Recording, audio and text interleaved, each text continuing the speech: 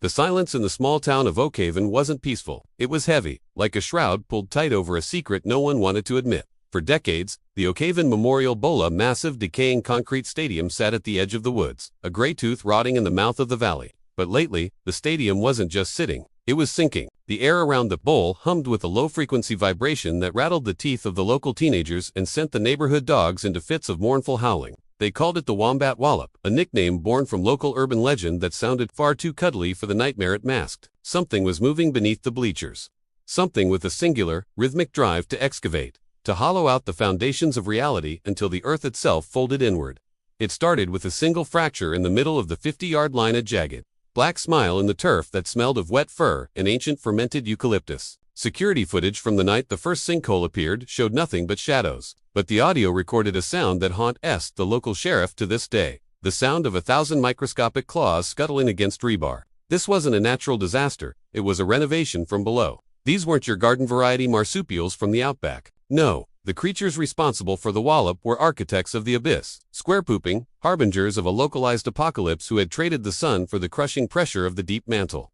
As the cracks widened, the humor of the situation, the absurdity of a town being brought to its knees by overgrown rodents, began to curdle into a cold, paralyzing dread. Every night, the bowl groaned, a metallic shriek echoing through the suburbs as the concrete tiers shifted inches deeper into the loam. The teenagers who dared to peer into the fissure with their smartphone flashlights didn't find dirt or pipes. They found tunnels lined with polished bone and a geometric precision that defied nature.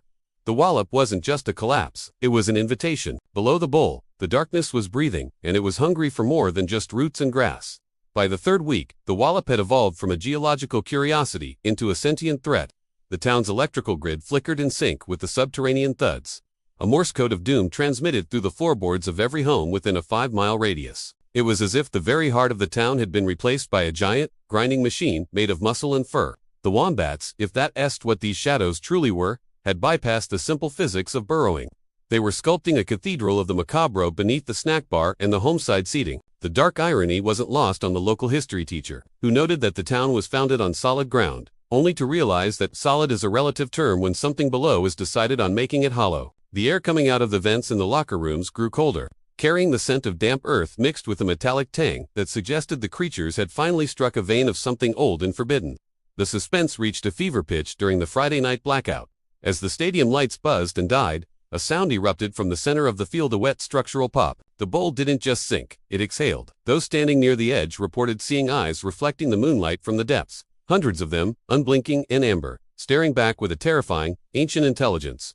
These were the masters of the wallop, the silent excavators who had waited for the concrete to grow heavy, enough to crack the ceiling of their world. There were no roars, no cinematic growls, only the persistent, rhythmic thwack of powerful bodies hitting the earth, a percussive reminder that the surface world was merely a crust on a very dark pie. As the final section of the scoreboard tilted and vanished into the gaping maw of the turf, the town realized the truth. They weren't being attacked. They were being replaced. The tunnels were ready, the foundation was gone, and the Wombat Wallop was just the first knock on the door. The bowl was empty, but the world beneath it was finally, terrifyingly full.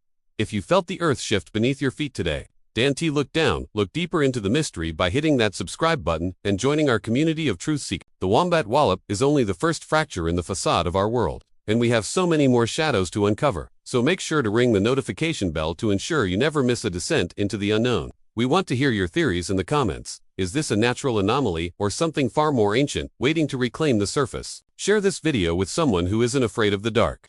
And remember, the deeper you dig, the more you find. So stay curious and stay vigilant until our next investigation.